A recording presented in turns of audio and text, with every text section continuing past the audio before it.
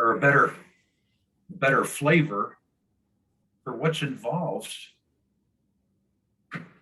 in getting to seminary and studying.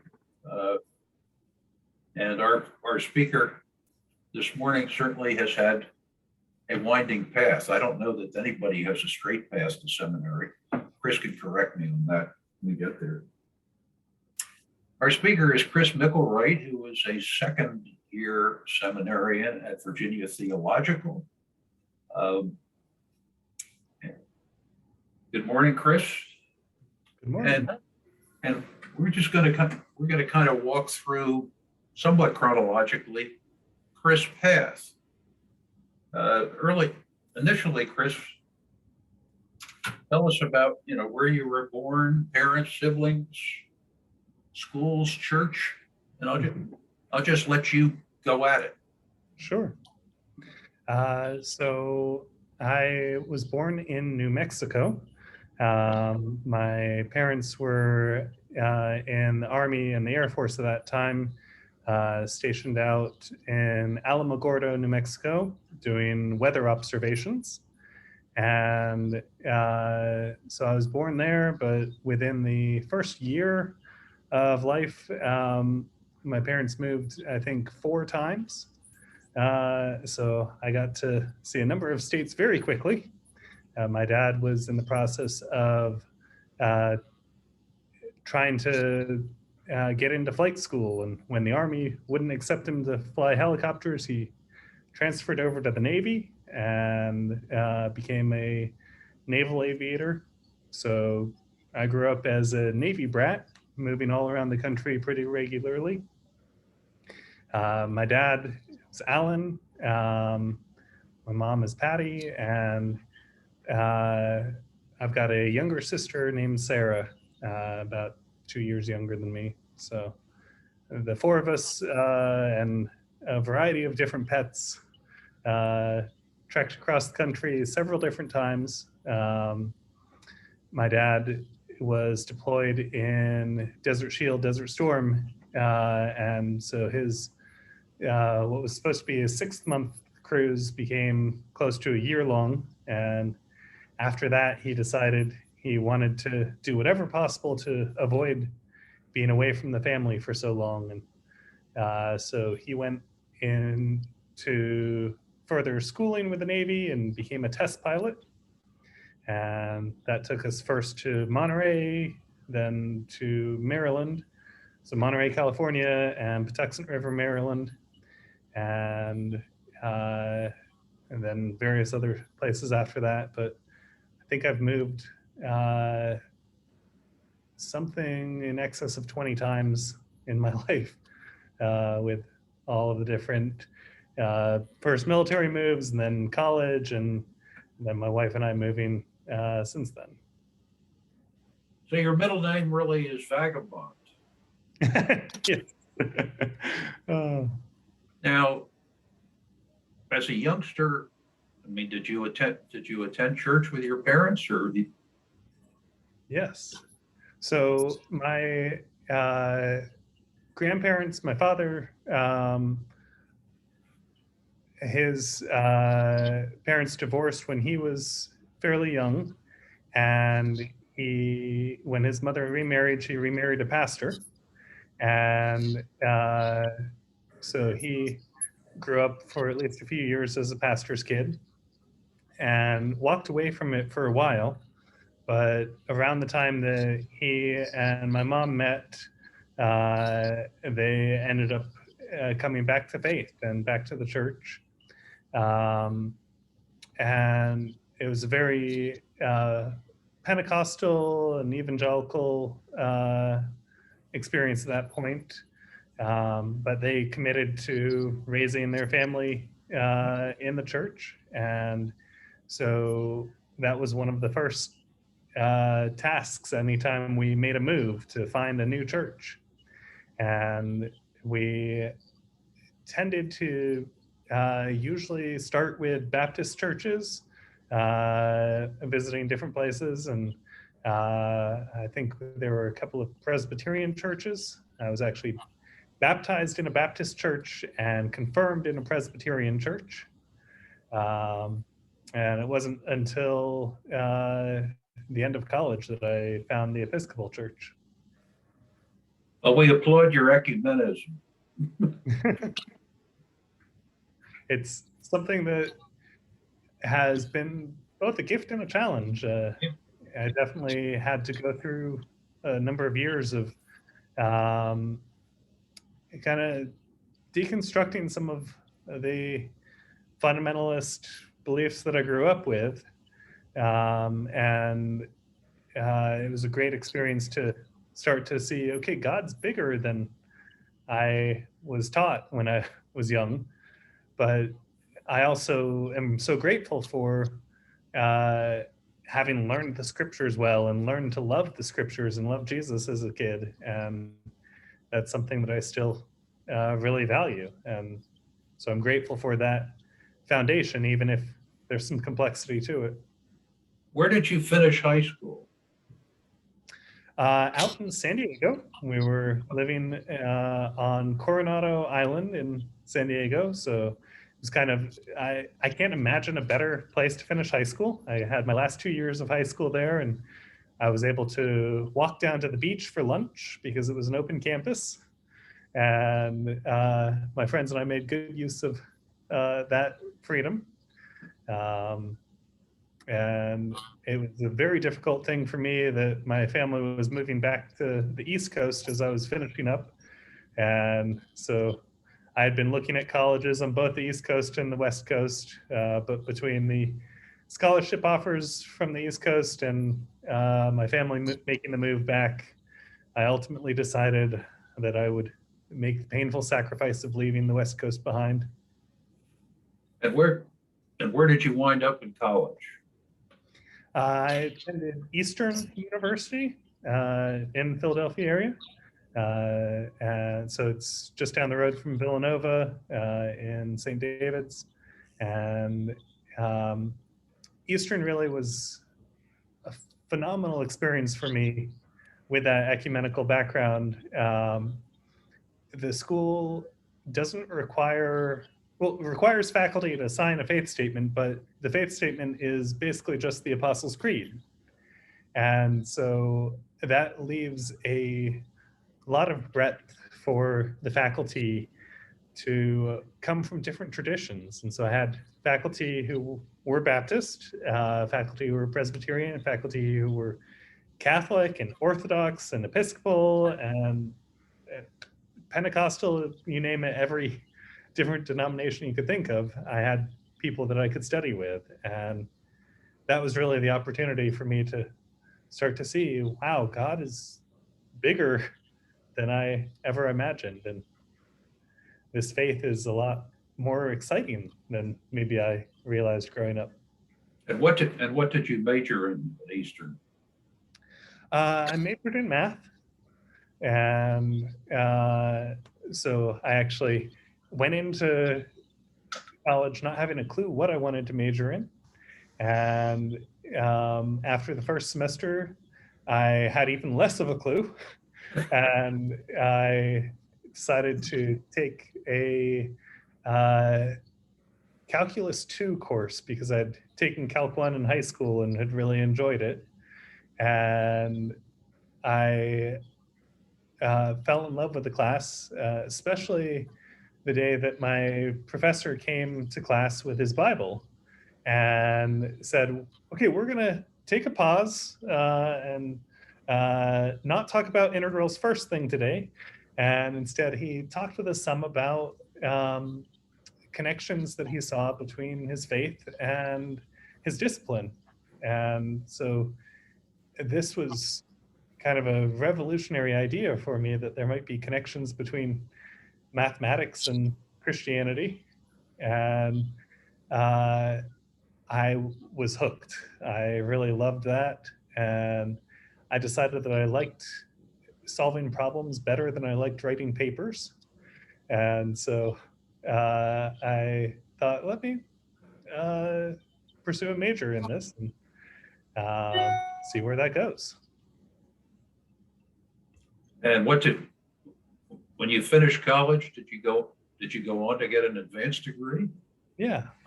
So by the time I was finishing undergrad, I actually also during undergrad kind of accidentally got a theology minor because I took a lot of courses that were just interesting to me. And by my senior year, last semester of senior year, I realized, oh, if I take one more class, I have a theology minor. I might as well do that. But I was also starting to figure out next steps, realizing that I really love to teach. And I'd had a chance to do a lot of tutoring as a student and helping my peers, and thought that was something I wanted to pursue. And so I went on from Eastern to first Villanova and got a master's in math at Villanova. And by that point, after getting to actually be a teacher's assistant and having some great experiences there, I was pretty sure that I really did want to teach and that I wanted to be at the college level, because calculus is where I had started to enjoy math. I decided I was going to continue on even after that, and went to Bryn Mawr College. And so I started at Bryn Mawr in 2008 and finished up a PhD there in 2012. And you were teaching school during your master's and PhD programs? So I had an assistantship. That's one of the beautiful things about getting advanced degrees in the math and sciences, that the school usually pays you rather than having you pay them. And so both at Villanova and Bryn Mawr, they hired me as a teaching assistant and paid me a nice stipend in addition to my tuition. And so I was able to get some experience in the classroom. After the first couple of years at Bryn Mawr, I also started adjuncting, just teaching one-off courses at local schools. And so I taught a couple of courses at Eastern, taught a couple of courses at Penn State, and that was some extra experience and extra income as I was going through grad school. I think we're backing up, and I forget from our prior conversations. When did your now wife enter the picture? Yeah. So I met Heather my freshman year of undergrad at a midnight breakfast. At the end of the first semester, the faculty would come in during finals week and cook and serve breakfast for all of the students. And some mutual friends introduced us at that midnight breakfast, and we slowly got to know each other over the next year. So that was in December of 2002 that we met, and we started dating, I think, in October of 2003. So had a close to a year that we got to develop a good friendship, and had a lovely group of people that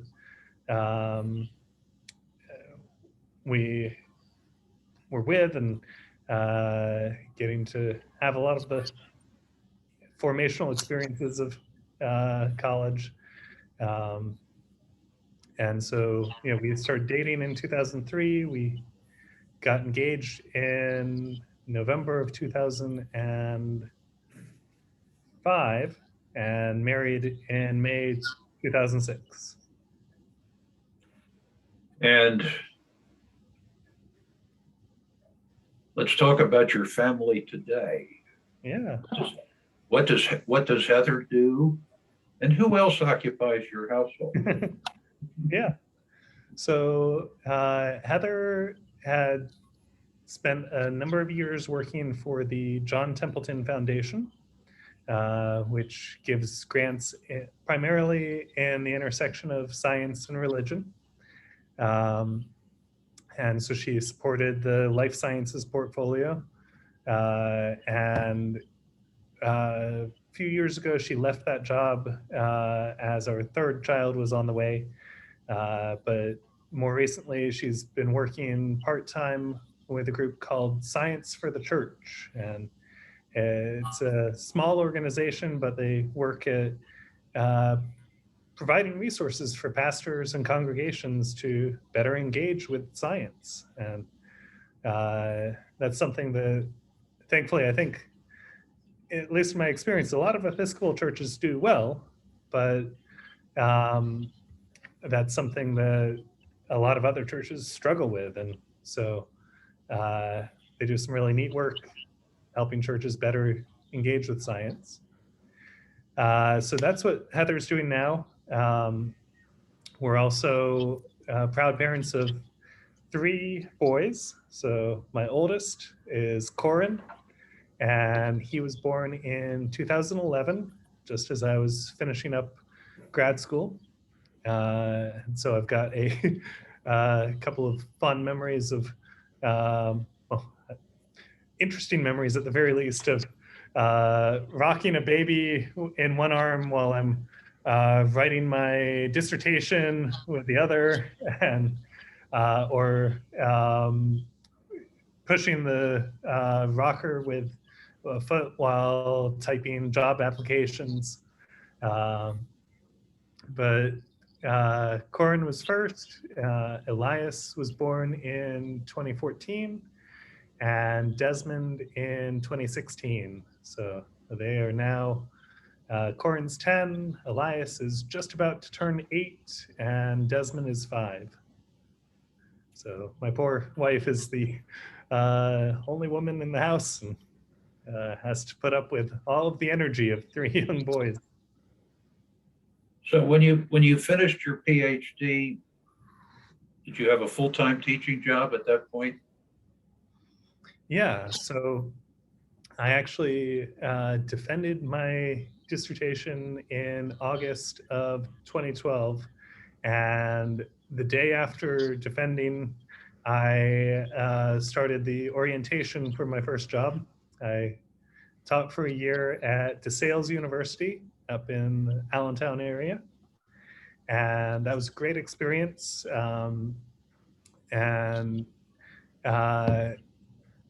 After the first year, though, a position opened up back at Eastern, which had really been my dream job. That's where Heather and I had met, and it had been so crucial in my faith journey, of getting to grow and to see the breadth of the church, and to have faculty who supported me in that process. It had really been my dream to be able to go back and do that myself. And so after the year at DeSales, tenure track position opened up at Eastern. And so I started at Eastern in the fall of 2013. When did you land at the door of the Episcopal Church? Yeah. So And why? So during college, my wife and I and our friends were attending a Presbyterian church, Wayne Presbyterian, which was just off of Eastern's campus. And there was a phenomenal preacher, still one of the best preachers I've ever heard, Reverend John Galloway. And during college, that was fine to just go and hear a great sermon on Sundays because we had a lot of community on campus. But Heather graduated a year ahead of me and suddenly didn't have all of the community on campus. And so we realized, okay, we need to find a church where we can actually find more community. And despite our efforts to plug in at Wayne Pres, that didn't work out.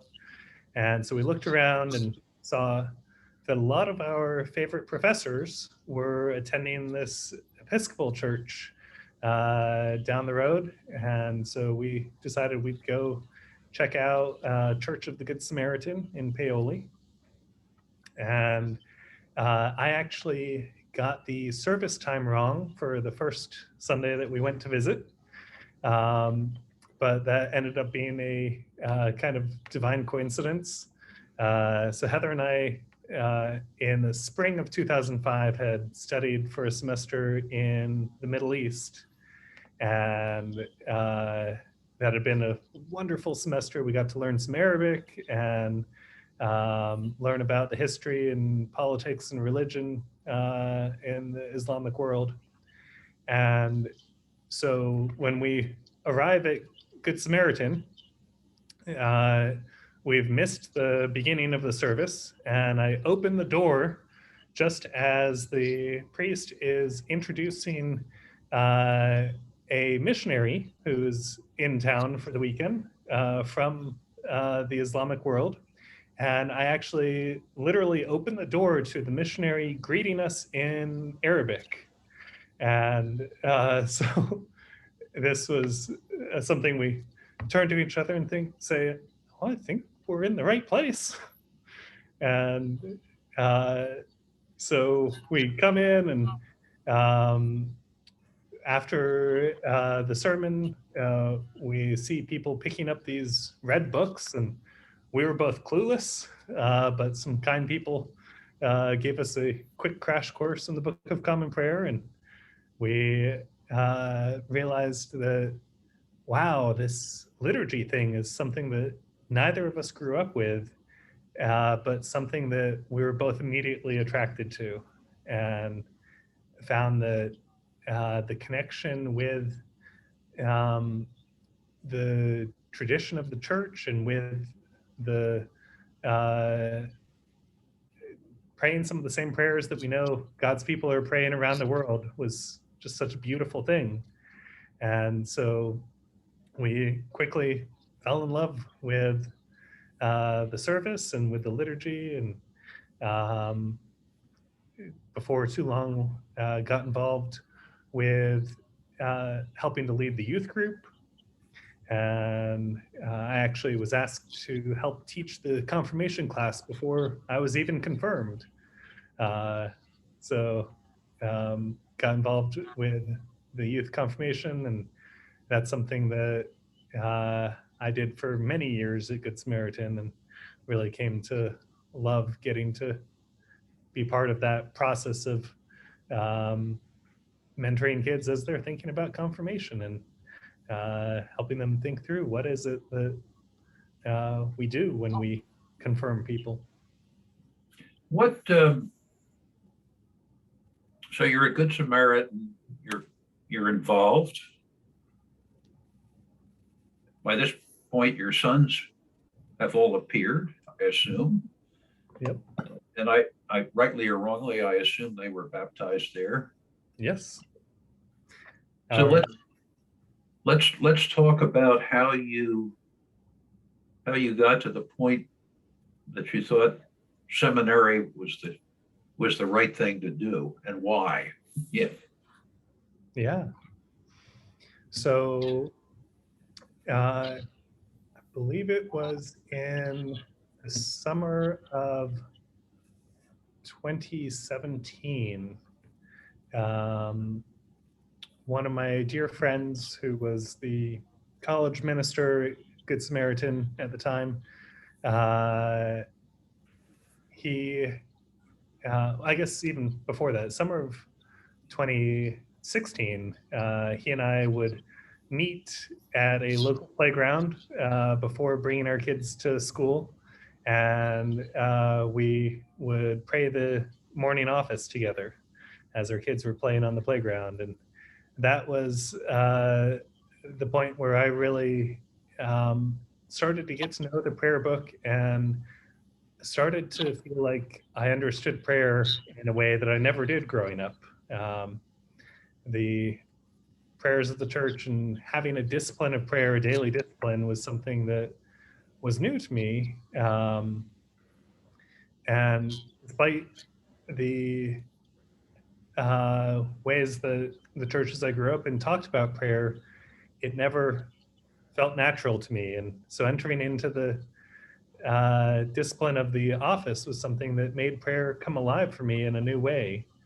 And submitting to that form also then I felt like it gave me the opportunity to then speak to God in my own words and to listen and to um, sit in the presence of God. And so that summer was a beautiful learning experience. And then summer of 2017, my friend Ben Capps, the college minister at the time, he was discerning a call to the priesthood, and I got to be on his discernment committee.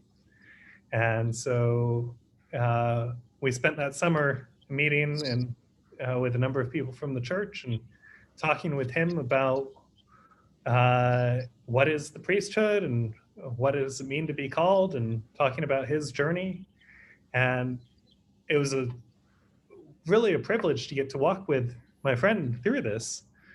But I was also surprised that as we were talking about all of the reasons that Ben was clearly called to the priesthood, I felt so much of that resonating with myself as well.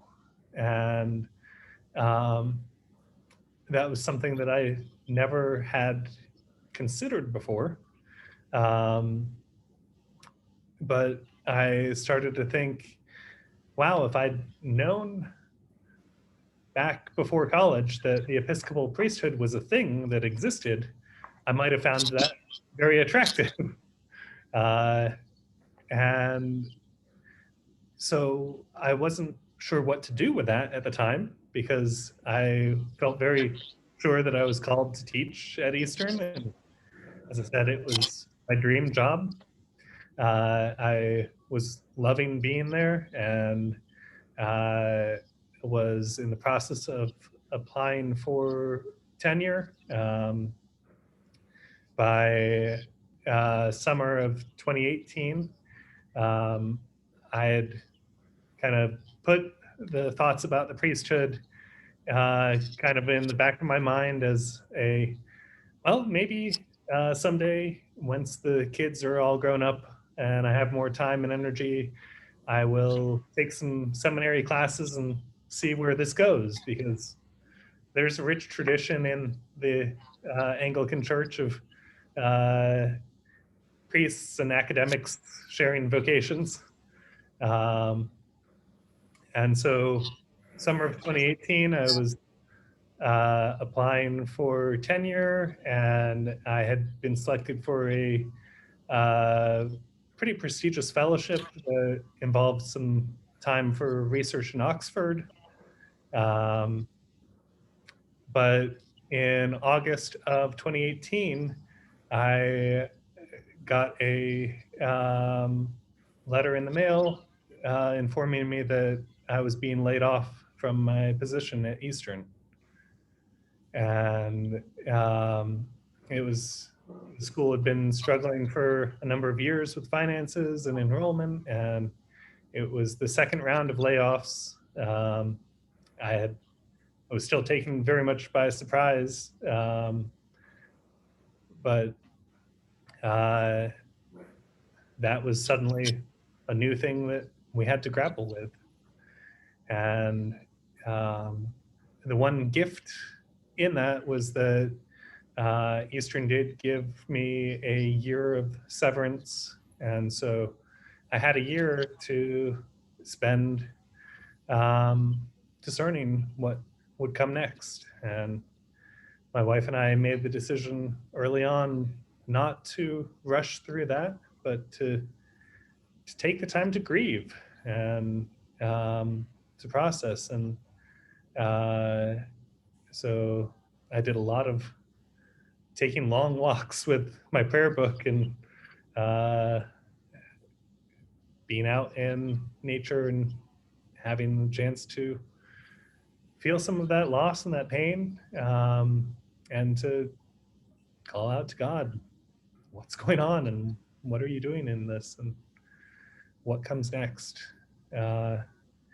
And that also was this chance to say, okay, I've had this idea about the priesthood in the back of my mind for the past year. Maybe this is a chance to explore that. And so I eventually talked to my priest, and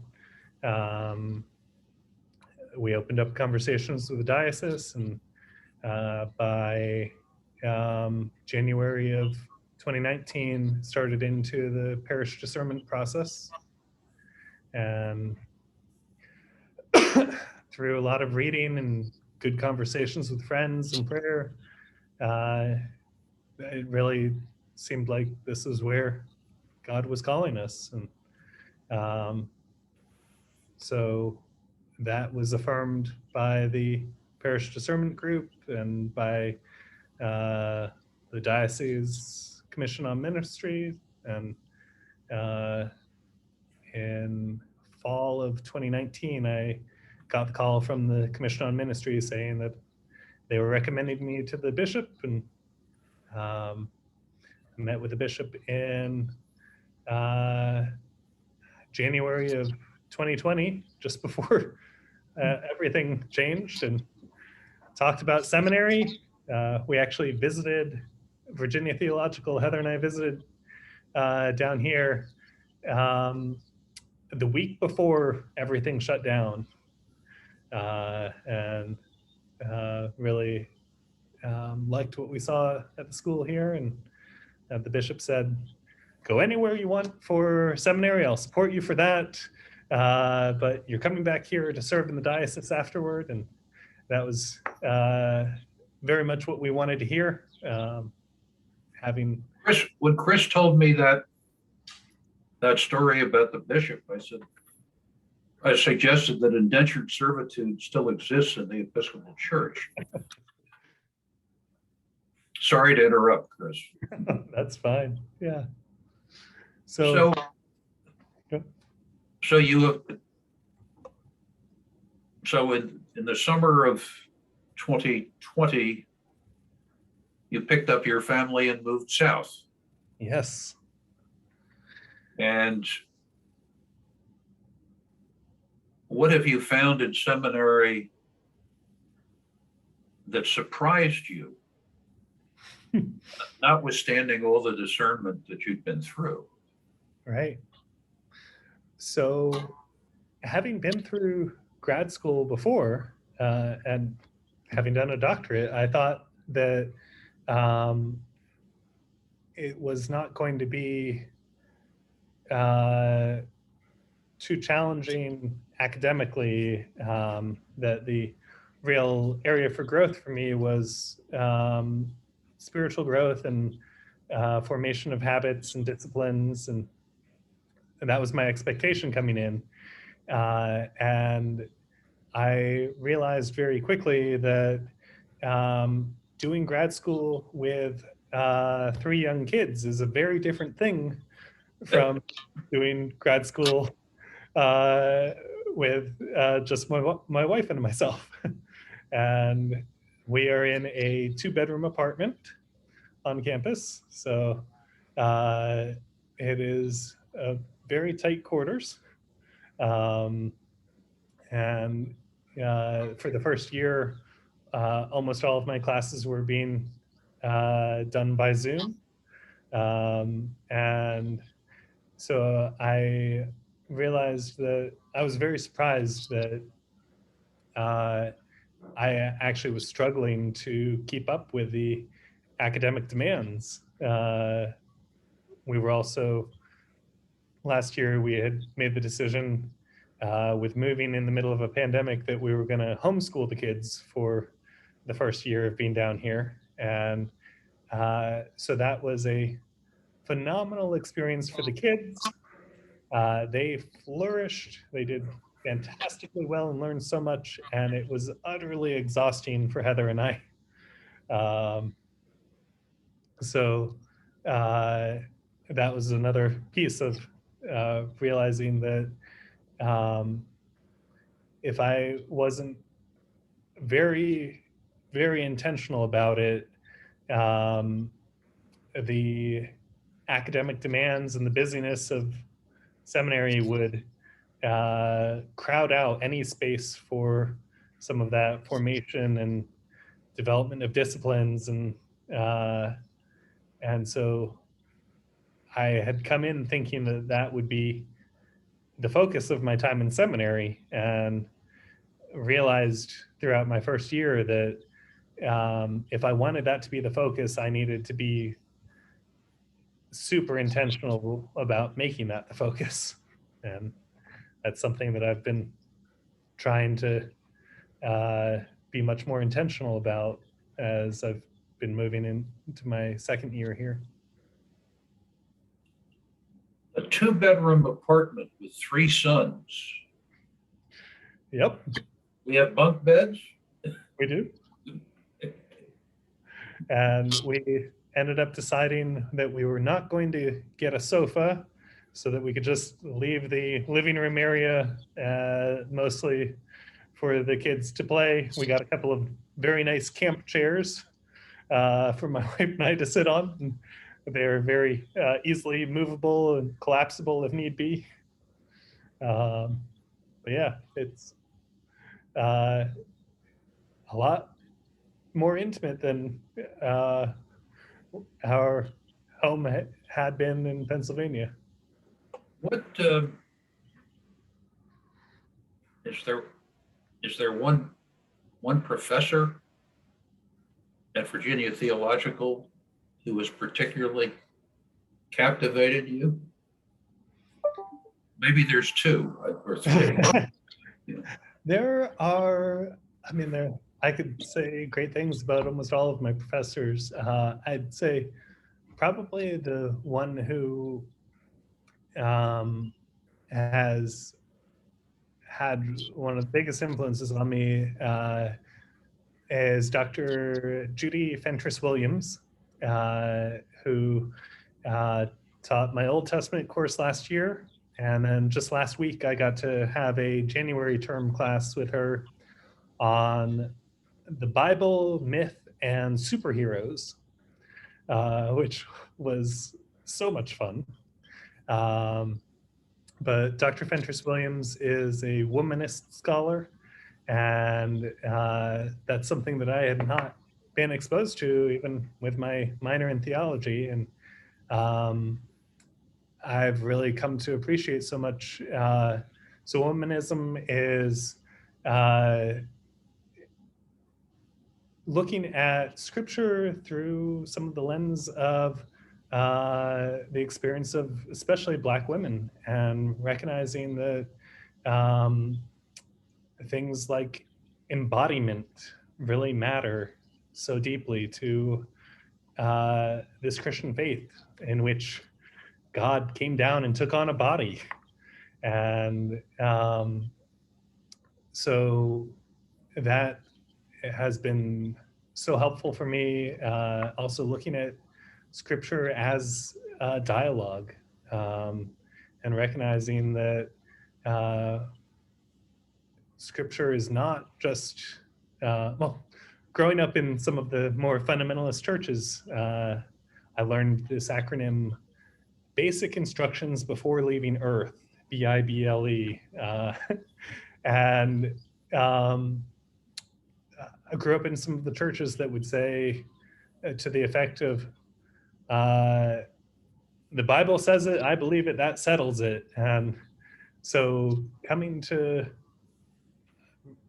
see the Bible through more complex lenses is a very helpful thing. And Dr. Fentress Williams loves to talk about the dialogues that we find within Scripture and the tensions that we find within Scripture. And it has helped me to better engage with the Bible academically, but also spiritually, and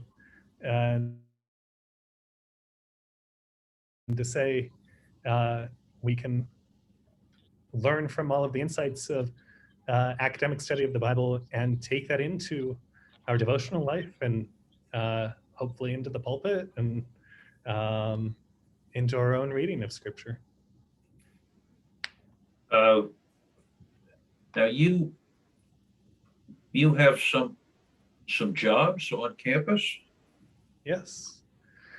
So I am a proctor on campus, which is kind of like a residence director.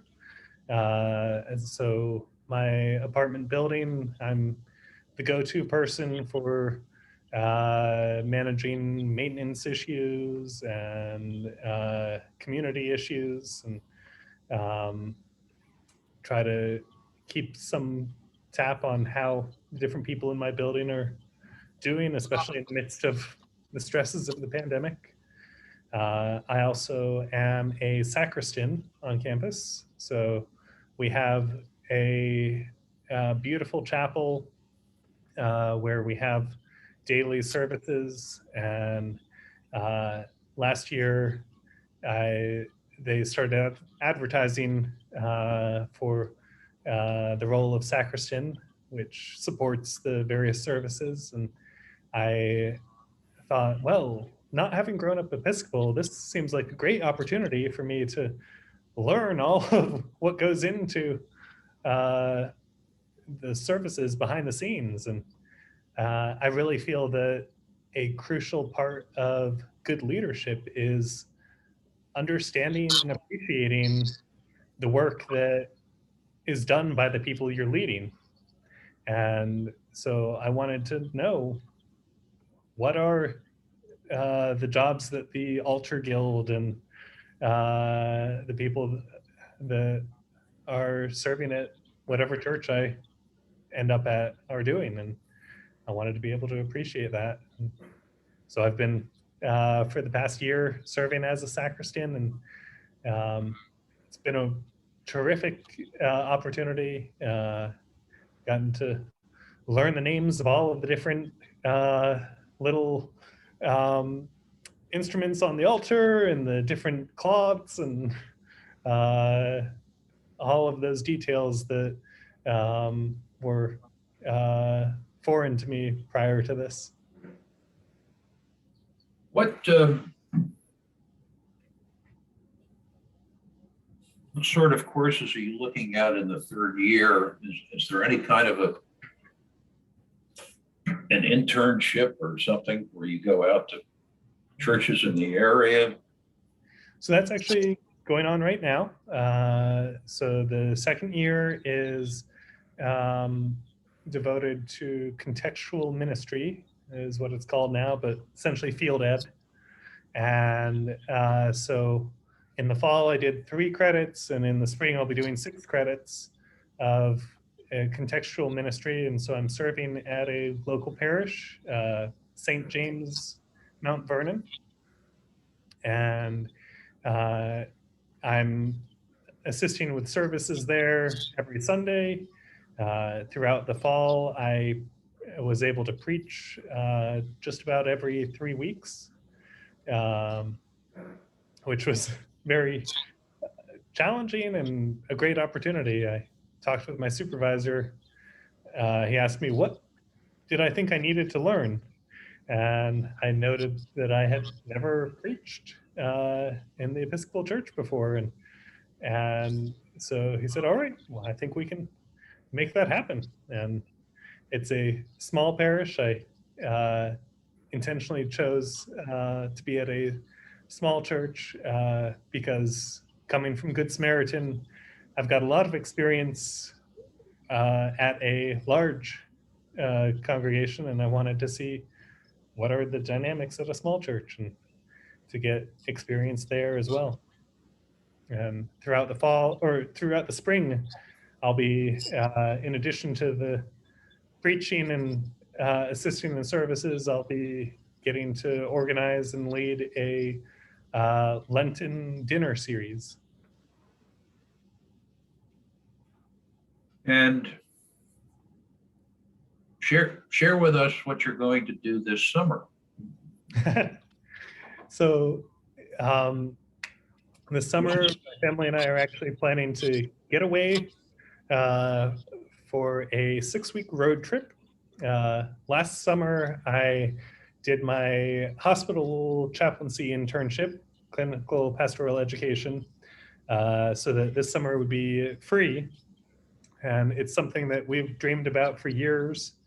When I was teaching full-time, we expected that every other summer we'd take a road trip and go camping and seeing national parks. And now with this different direction for life, we realized next summer is probably the last opportunity to take such a long time away. And so my oldest is in 4th grade, which the national parks have a special junior ranger program where he gets us free admission to every national park. And so we're planning a 6-week trip that will take us out to Yellowstone and Glacier and every park that we can hit between here and there, and camping that whole way. We'll be leaving the day after the kids get out of school for the summer and getting back just in time for August term.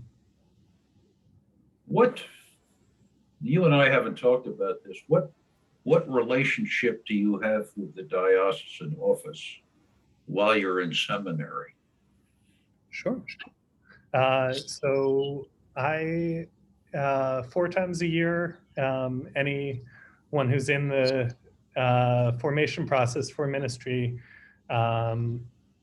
we have Ember Days where we write letters to the bishop.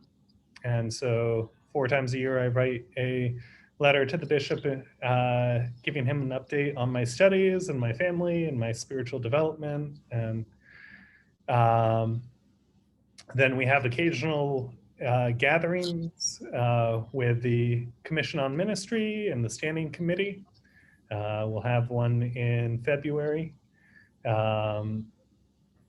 We have occasional check-ins with the Canon on Transitions, Canon Arlette, and we also, with Canon Arlette's encouragement, the seminarians that are currently in the process have been working to develop some greater community amongst ourselves. And so we have a Facebook group that we've been trying to do some networking on. And just last night, I was catching up with a few people who have been sharing prayer requests and asking questions about the process and about CPE, and just sharing some of what we've learned with each other, even arranging a book swap. And so that's been another helpful resource. And these are hopefully people that I will then be doing ministry alongside of in not too long. Does the bishop respond directly to your letters, or? He has on a couple of occasions. I heard back from him, especially my letter in September. I got a very long, encouraging response and was very grateful for that. I think he's also very busy and has been navigating all of these challenges of the pandemic. And I know it's a difficult thing having only one bishop in the diocese right now. It's been one of the surprising things for me, meeting people from all around the country down here at seminary, and seeing that most dioceses our size have 2 to 3 assisting bishops. And so yeah, that was helpful for me to understand why sometimes there isn't a response, and to have some grace there. I have one question from a member of the group asking, is there anything along your journey that you would have done differently? And if so, why? I think your road is sufficiently winding that I can't imagine how you'd answer that question. Yeah. Um, there are definitely places that I can recognize uh, where the path could have gone differently. Um, I noted that I left DeSales to go back to Eastern, and uh, it has. I've noted that DeSales has only been growing in the past 10 years and doing extremely well financially. And so there are occasional glimpses of that where I recognize if I had stayed there, um, I would not have been laid off and I would still be teaching. Uh, and yet, um, I don't know that that's something that I would change. I am grateful for the time at Eastern. I still love the school and think that they do some incredible work, even though that relationship is much more complicated for me now. Um, I I wouldn't change that. Um, and so there are certainly places that I can get glimpses of how life might have gone differently, but I don't think there are things that I would change about it. You shared with me at some point that one of the things that led you to seminary was that while you enjoyed teaching, you felt you didn't have enough time to spend with your students on a one-on-one basis or one-on-two basis or whatever. Talk. So when after being laid off, as I was discerning what comes next, it was a chance to look back on my time at Eastern and realize that the opportunities to mentor students and to invest in their lives and their faith and their development mattered so much more to me than the mathematics did. And um, I was able to read during that time memoir by Eugene Peterson, pastor who translated the Message translation of the Bible.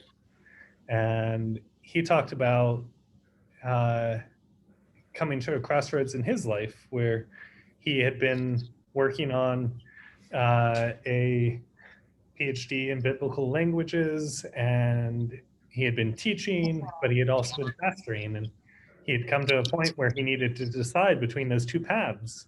And he realized that the classroom had come to feel too small to him.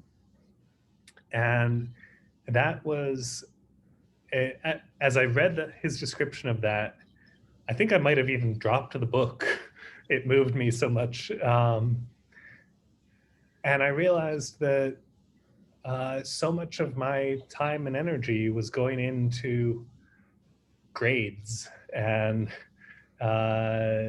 into some of that side of teaching, and not into actually loving and ministering to my students.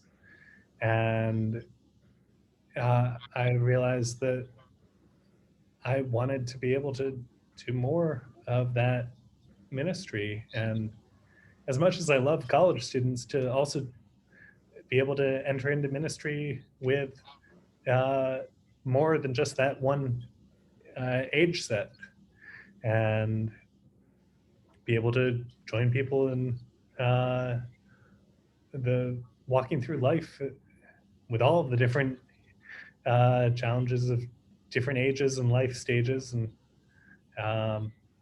really coming to embrace that embodiment again as we are living in the context that God has placed us in, and discerning what does it mean to live faithfully in these contexts. It's now June of 2023. What comes next?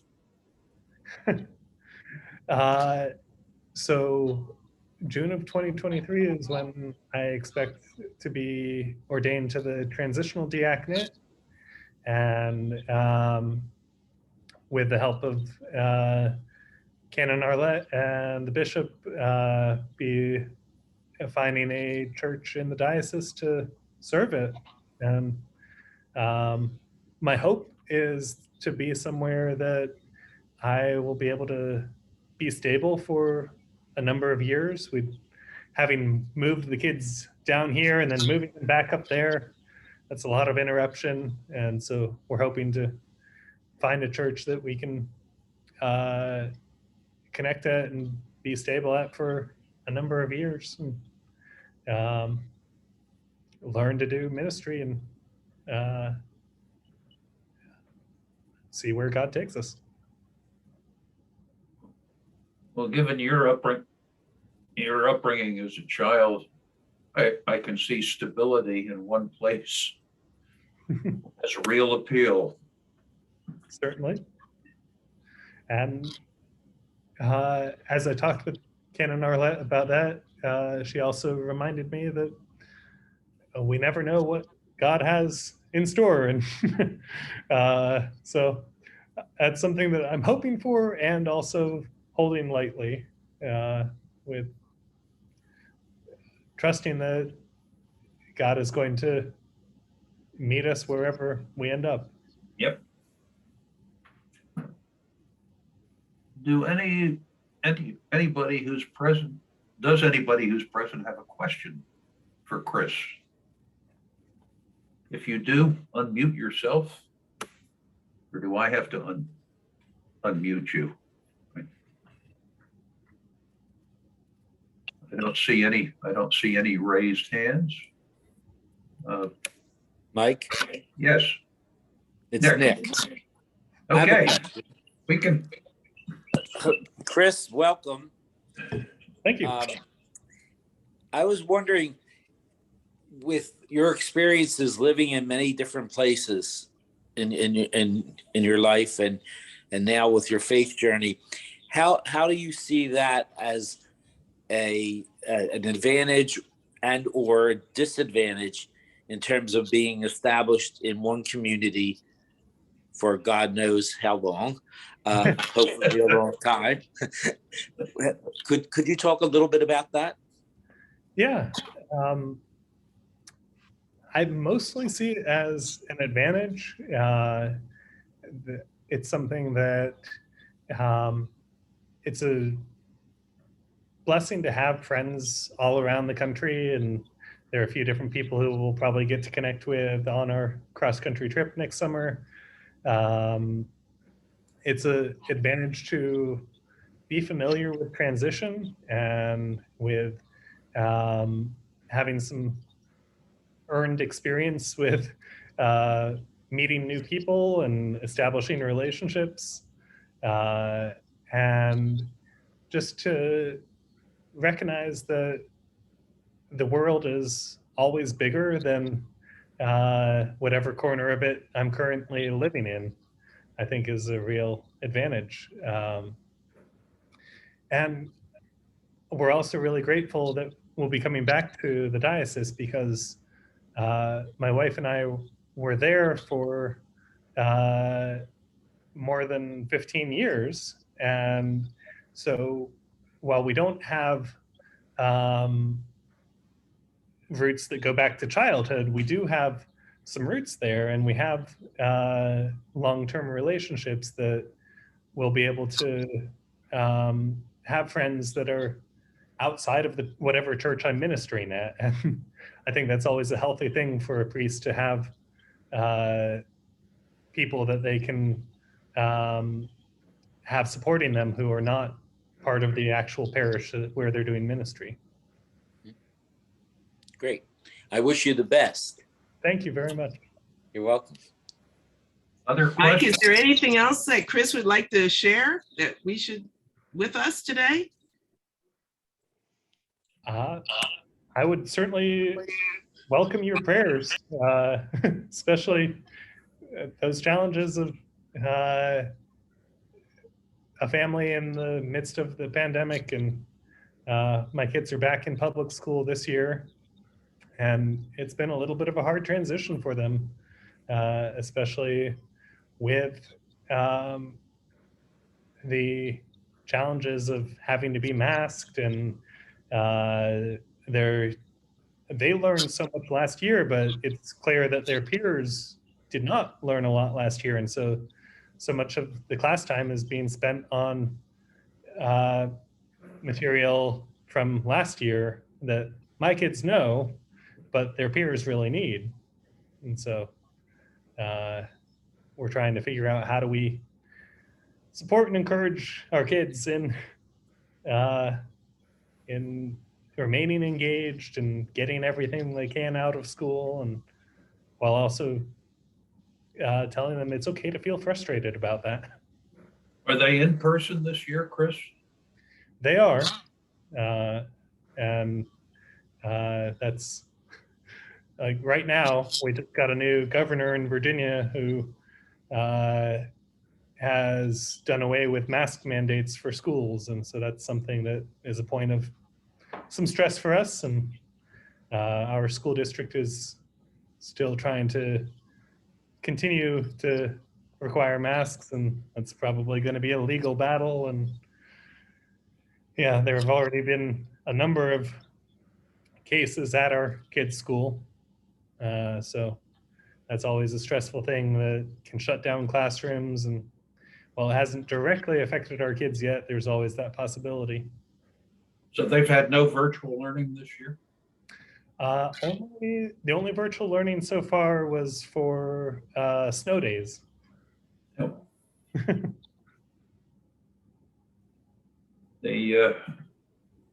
So there's no such thing as a snow day the way we knew it when we were growing up. Yeah. I really hurt for my kids. We actually, the first day of virtual learning, we said to them, okay, you log on for 5 minutes and then you go out sledding because you need to enjoy that snow day. Okay, any other questions for Chris? Well, Chris. I have a question, Chris. Oh, Robert, sorry. It's not so much of a question as we feel so honored and privileged as a club to be able to support you and your journey and our other recipients. So we just wanted to let you know that you have a friend as your life journeys back here to Philadelphia, the Episcopal Church Club of Philadelphia. Thank you so much. Please count on that. I can tell you how very grateful my whole family is for your support, and that makes this possible. So we're profoundly grateful to have even some of the flexibility this year to be planning this trip, and that's such a blessing. I noticed the time is getting near 12:04. Well, Chris Moore had a question. You're Chris, muted. unmute yourself. Can you hear me now? Yes, sir. Okay, Chris, this is Chris. And I did have one question about community. You've experienced the academic community in a couple of settings. And of course, you've experienced the church community. I'd be interested in your comparison of these two kinds of communities.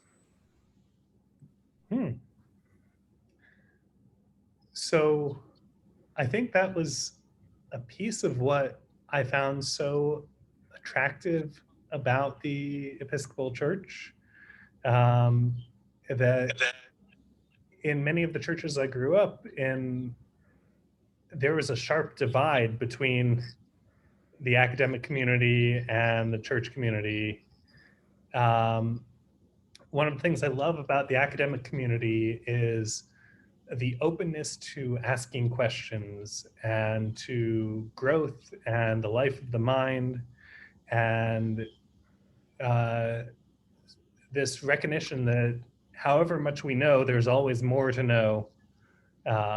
And that was not the attitude of so many of the church communities that I grew up in. And I found a lot more of that when I arrived at the Episcopal Church. And so I think that's something that I found so attractive. I think that one of the things that is too often missing in the academic community is worship. And that's something that even at a secular school, there ought to be a form of worship, of awe at the subjects that we were studying. And it's just so easy in academia today to get caught up in the busyness of demands on teaching and research and publishing and service, and it's so easy to lose that sense of awe, and so that's something that I think is so crucial for the church, and that it's such a thing that we have to offer to the academic community, to the world. This reminder of that we are made to worship, and we are meant to live in awe. Chris, thank you so much for sharing your journey with us. We hope whenever we are able to meet as a group in person, that you will be able to join us at some point. I would love that. And we look forward to your return to the real world of Pennsylvania. Many thanks. Thank you all. Take care. You too.